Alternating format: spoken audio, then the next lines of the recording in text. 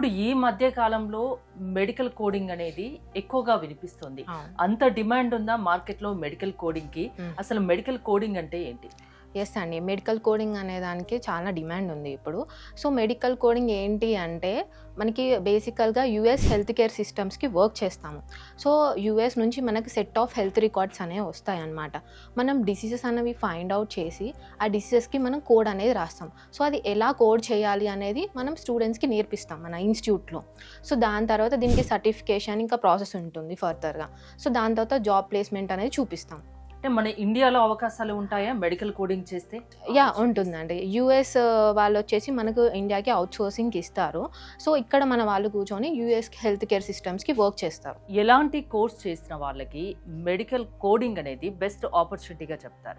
ఇది science non science background ఎవరైనా చేయొచ్చు. ఇప్పుడు బీఫార్మసీ వాళ్ళైనా లేకపోతే బీఎస్సీ వాళ్ళైనా ఎవరైనా తీసుకొని చేయొచ్చు. అంటే దీనివల్ల అవకాశాలు ఏముంటాయి అనేది? సో ఒక్కసారి కోర్స్ అయిపోయాక మనకి దీనికి సర్టిఫికేషన్స్ అనేవి ఉంటాయి అన్నమాట. So there are 2 kinds of certifications. ఒకటి వచ్చేసి సిపిసి అండ్ ఒకటి వచ్చి సిసిఎస్ అనమాట. సో సిపిసి వచ్చి ఏంటంటే సర్టిఫైడ్ ప్రొఫెషనల్ కోడర్. సిపిసి వచ్చేసి మనకి ఏఏపిసి అనేది ఆర్గనైజేషన్ కండక్ట్ చేస్తుంది. సిసిఎస్ వచ్చేసి అహెమా అనే ఆర్గనైజేషన్ కండక్ట్ చేస్తుంది. ఇది వచ్చేసి యుఎస్ హెల్త్ కేర్ డిపార్ట్మెంట్ కింద వర్క్ చేస్తుంది అనమాట. ఒక్కసారి సర్టిఫికేషన్ తెచ్చుకున్నాక మనకి ప్లేస్మెంట్ ఆపర్చునిటీస్ అనేది హ్యూజ్గా ఉంటాయి. సాధన గారు, ఇంతకుముందు సిసిఎస్ సిపిఎస్ గురించి చెప్పారు. అసలు ఎగ్జామ్ ఎలా ఉంటుంది? సో ఈ సిపిసి అండ్ సిసిఎస్ వచ్చేసి మనకి 4 hours ఎగ్జామ్ ఉంటుంది అండ్ 100 marks ఉంటాయి. మనకి పాస్ పర్సంటేజ్ వచ్చేసి 70 above రావాలి.